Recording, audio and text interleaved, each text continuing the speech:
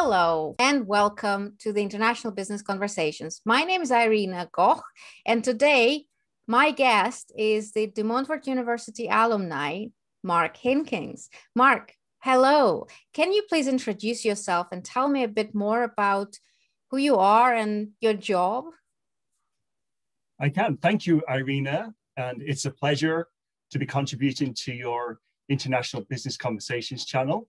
I'm Mark Hinkins. I graduated De Montfort University back in 1993.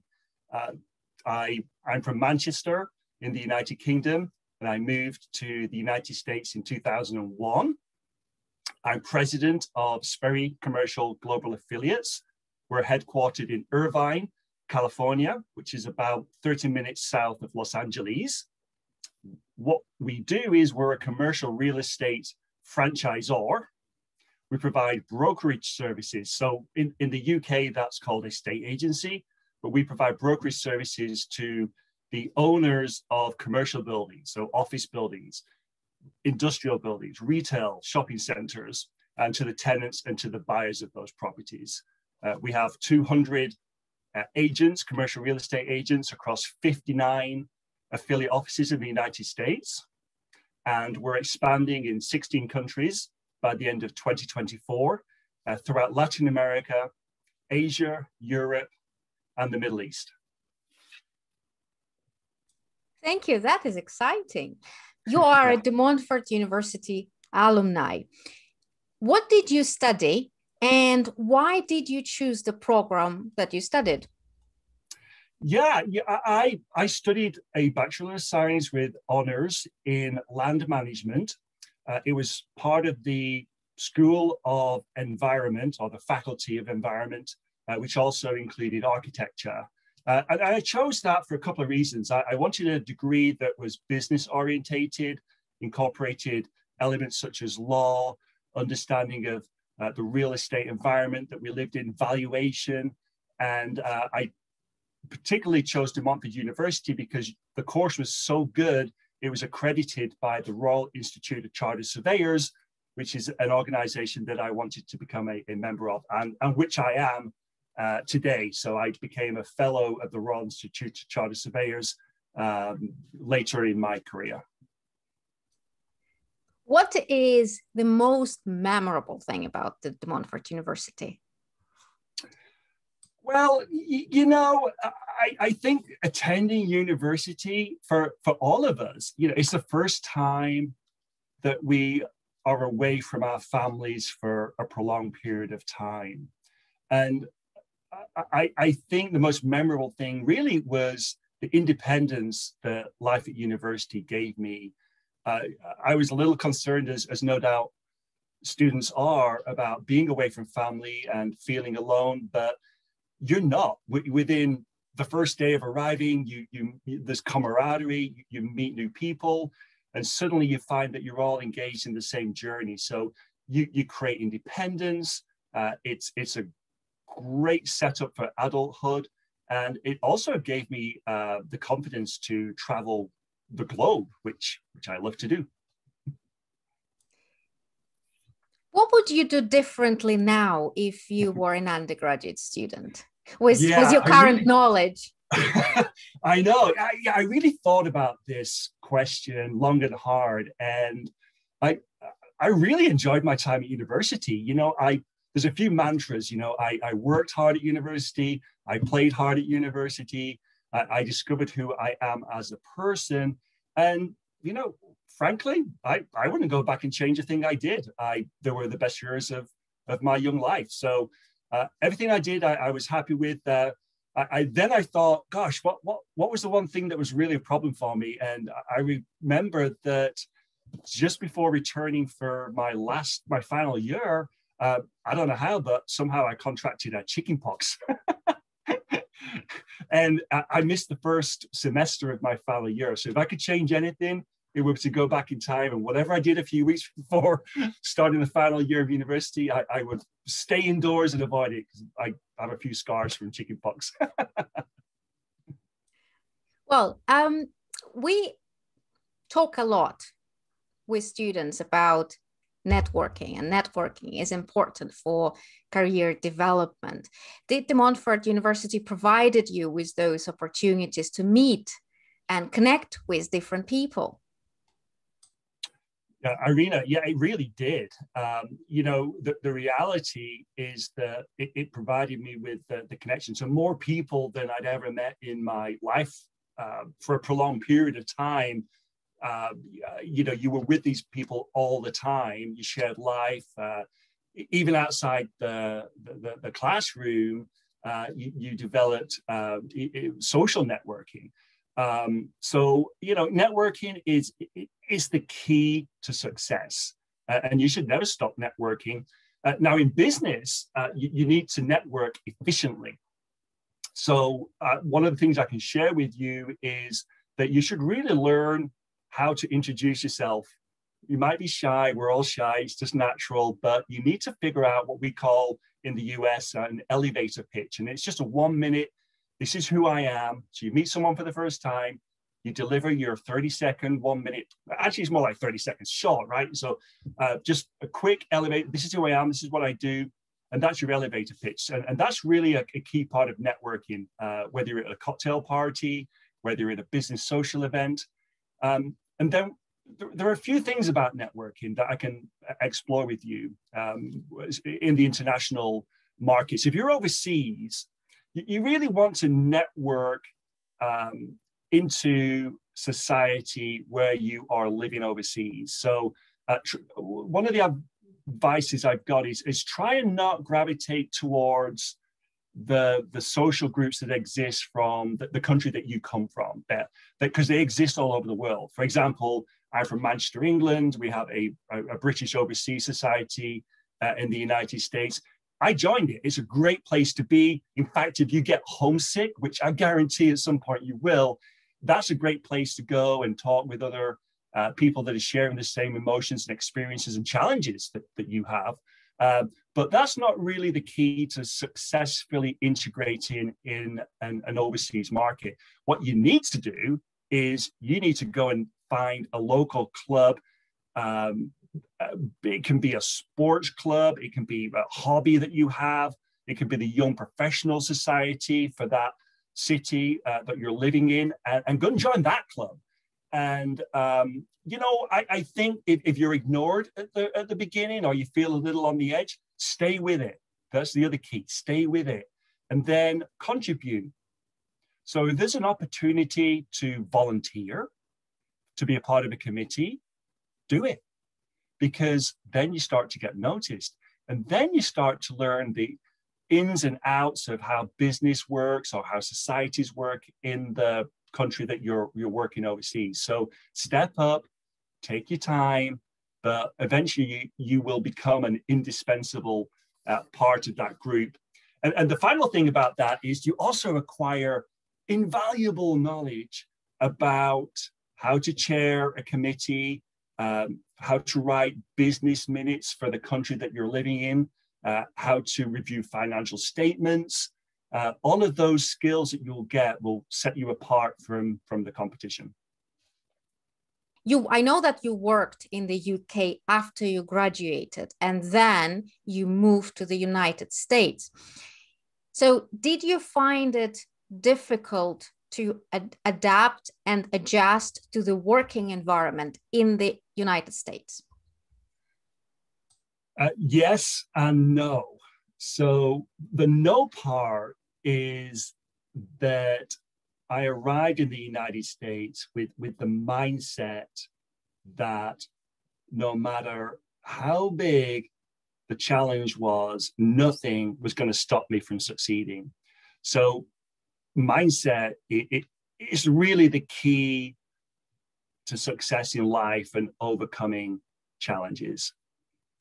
The yes part about was it difficult was that I mean it's different. So you have to look at it from two perspectives. The first is, okay, is this a short-term venture? Maybe you got a position with an international company for a period of time. Well, in that case, you just know that you're going to be there for X number of days or years? Or is it a long term, like it was for me? I'm going to emigrate to the United States. This is going to be the next journey phase of my life. And adjust your mindset accordingly. And that really helps you to overcome the challenges. And I have some advice about how to kind of overcome those challenges. So when you arrive at your destination, be it the United States or any country, doesn't matter where it is, the first few months, that kind of months 1 to 3, they're really the fact-finding months. Don't put too much pressure on yourself. This is the time when you get to integrate and acclimatize. So you use those first few months learning about where you live, learning where to shop, what groceries to buy, and how the money works. They may sound funny, but they're challenges. And there's also an element of surprise and shock involved in that when you look at the differences between living in your new location versus what you're used to. And you have to adapt and acclimatize to that. And then the workplace is very different from what you might have been used to back in the UK or the country that you came from before you went to the UK to study at De Montfort University. There's going to be significant differences. And that can be something as simple as office hours. Even though we're in a world 2021 where office hours are a little questionable as to what they really are, in a more formal regime of office hours, for example, the UK was kind of a 9 to 5 operation. In the US, if you were in the office at 8 a.m., you were late. So for young me, 20 years ago, that was a bit of a change. I had to adapt my life around that. So just take the time to integrate and acclimatize where you are. Then some of the other things are language. So obviously the US is an English-speaking country, but if you're with a large corporation, international corporation, you may be in a non-English speaking country. You may be in a country that doesn't speak the language that you speak, given we're talking about international business. So you may be some language challenges. So I would highly recommend that you engage in some understanding of that language before you find yourself immersed in that language. But of course, there's no better place to learn how to really speak a language as when you actually live and work in that country. The writing styles and communication, even the way sentences and reports are constructed can be different. And that's one of the reasons why you're doing an international business degree. You learn all these things, but you've really got to put them into practice. And it's all true once you get over into a different country. But those are the things that you'll be faced with. The other thing that will really help you is listening. So listening is a skill. And my biggest advice is this, because I've seen it. Don't be out there to prove yourself too quickly. Don't be the big shot in the first few months. Just listen and absorb and integrate without creating friction. Because if you arrive at this company, wherever it is in the world, and you start being the big shot and giving off some sense of seniority or superiority, I guarantee you'll be on the first plane back to where you came from. So don't go there. Just contribute, listen, integrate, and don't create friction. The other thing is so many points to talk about. It's life changing. The other thing is don't give up on what you started, because so many people do. So what happens is, let's say 20 people go over to one big company, a fictitious company.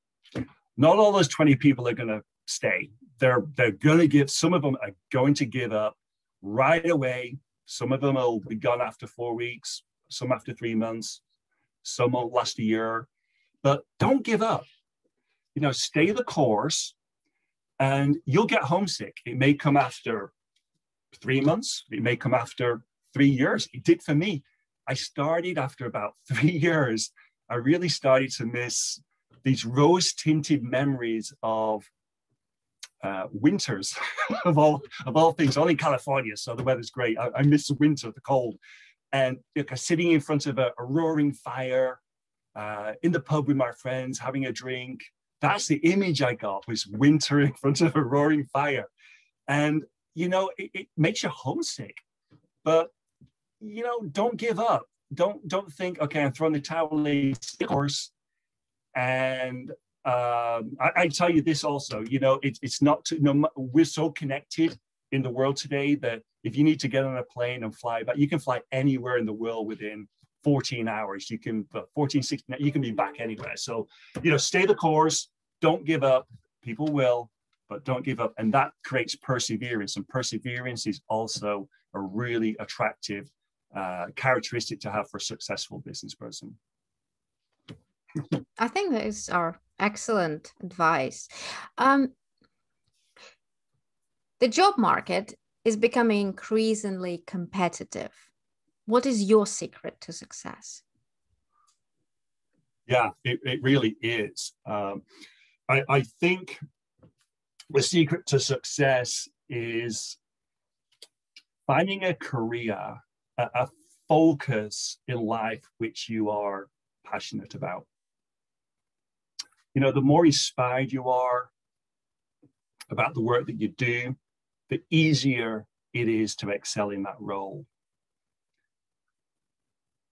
But the secret is not to chase down that big job on day one after graduation.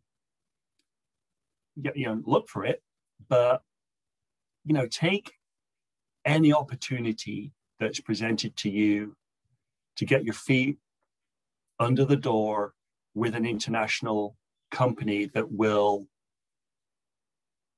sponsor you, deal with your visa, provide you with the safety of working for an organization far away from your life and your family. And once you're in that organization, learn how they work. Your feet are under the door. Now you're there. You've got your entire life to go for that big job. But, get that first job, give it everything that you have, contribute, make them proud of who you are, and then you can start to work your way up. They call it a career because it's a lifelong journey. So don't shoot for it on day one.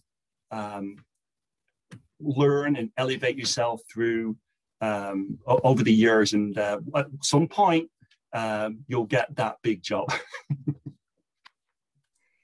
Some time ago, when we talked about your job and talked about your story, something that you said about how you hire people really inspired me.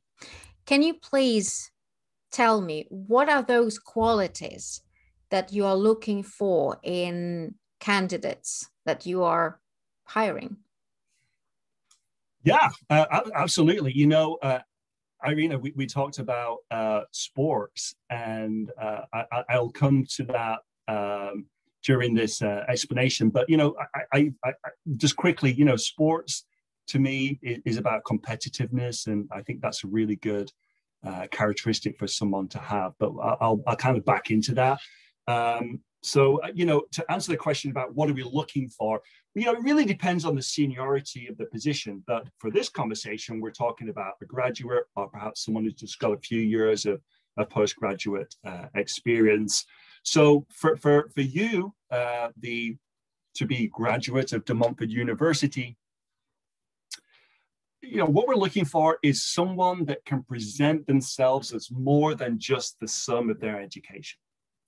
So what do I mean by that? Well, you're going to get your degree, and that is the most rewarding success that you will perhaps have had in your life at that point. And it's something to be proud of. And the great thing about getting a degree is no one can take that away from you. Once you have it, you have it forever. But there's also something else, and it's called life.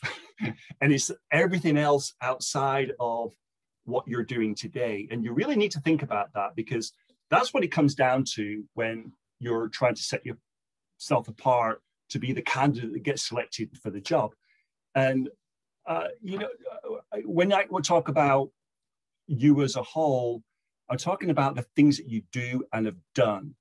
And you need to think about that. So for example, I'm going to ask you, what did you volunteer to do in life? Were you part of a social club? Were you the chair? Were you on a committee? Were you actively involved? Did you travel?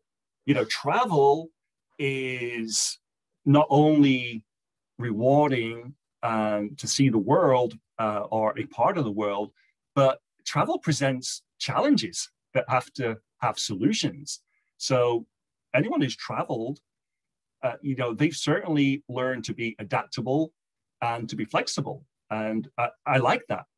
So I look for that. The other thing is I look for a determination to be successful and a resilience to failure and setbacks, a resilience to failure and setbacks. Now, what do I mean by that? Well, I mean that that's just part of the human experience. We all experience failure, but it's about getting back up. It's about getting back on your feet, and it's about adjusting your mindset to get back up and then go again.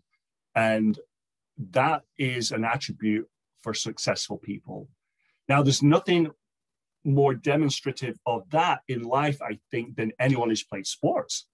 So for example, if you picked up a tennis racket, or you've played a football match, or you've run a marathon, defeat, failure, but you probably got back up for that next match, that next game. You probably ran another marathon, and maybe that time you cross the finish line. So I look for people who've played sports, because I know that they have that get up and I'm going to shake it off and I'm going to go again. Look for people who volunteered in various aspects of social clubs, as we talked about. Shows that they're willing to not just sit at the back, but actually step forward. Yeah. In your opinion, what a student should do now in order to maximize their chances of being hired after they graduate? Well, I think we've covered a lot of this already, but it's a good time to reflect. Think beyond your degree, beyond the singular event of getting your bachelor's of science, or think of yourself as a whole, the whole picture of you. Think about what I said about being a team player, what as an employer we're looking for: dependable people, someone who is adaptable. If we're going to invest in you, then we really want to see you as reliable, respectful, and sociable. And my last question, which I think now is a tradition, can you offer a word of advice for students who will be watching this conversation?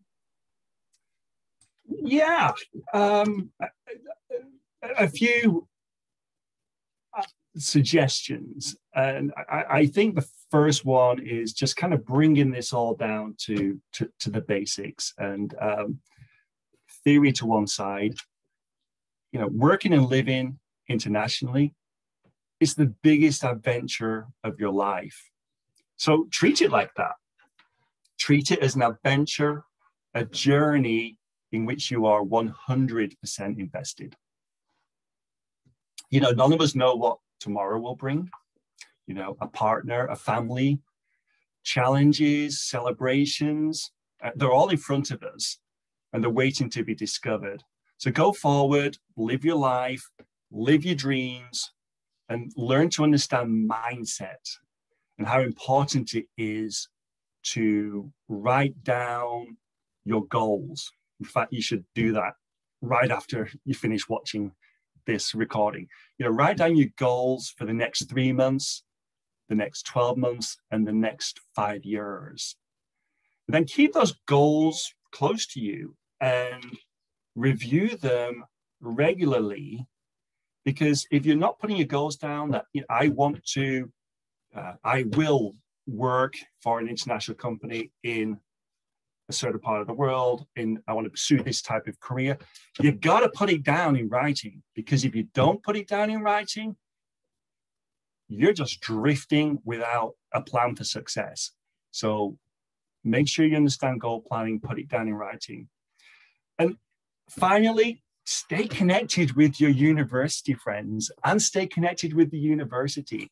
You'll go off on your journey through life, but you came from somewhere. You came from De Montfort University, and all of the people, all of your colleagues, all of the professors, they're part of your journey. Don't forget them. We have social media today. It's easy to stay in touch. Doesn't mean you have to go to every reunion or be emailing all the time, but just make sure that you don't lose the connection, because you'll be surprised, maybe 5 years, maybe 25 years from now, someone's going to reach out to you, just a little bit like we're doing now. It's been almost 30 years since I graduated. And here we are, sharing experiences, because I stayed connected through social media. But stay connected. And the other great thing is this: the people that are on the same course or similar courses, they might need your assistance in the future as they progress through their careers, get to places of leadership. They might want to connect with you. And I have a perfect example of this. Owen, first name, who was on my course back in 1991, 2, 3, called me 5 years ago and said, "Is this Mark Hinkins from De Montfort University living in California?" And I replied, I said, "Hey, Owen, yes, it is. It's just fantastic to hear from you." And Owen, like myself, is in commercial real estate, and he's created a very successful brokerage firm in central London. And through our conversation, ultimately, we ended up structuring a partnership where his company in London helps and assists my Sperry Commercial Global affiliate company in the US with clients across the Atlantic. So that came from staying connected. So make sure you don't forget that in life and where you came from, because at some point you may need their help, and your university will always be your university. I think that is amazing. The story is amazing. We have to stay in touch. We need to stay connected, because it goes back to the point that I made before about networking. That's how you grow your network, and you never know when the opportunity will reach you. Absolutely. And as we talked about, learn how to network efficiently. Networking is not just about turning up at some event, arrive with that elevator pitch I talked about. Practice. It takes you can refine it over a lifetime. But start with someone. "Hi, I'm Mark Hinkins. Pleased to meet you. This is what I do." 30 seconds. Learn to practice that, and that'll really set you off on a path towards success. Thank you very much, Mark, for this amazing conversation. Oh, you're welcome. I've enjoyed it. Thank you, Irina. Thank you, and bye-bye. Okay, bye-bye.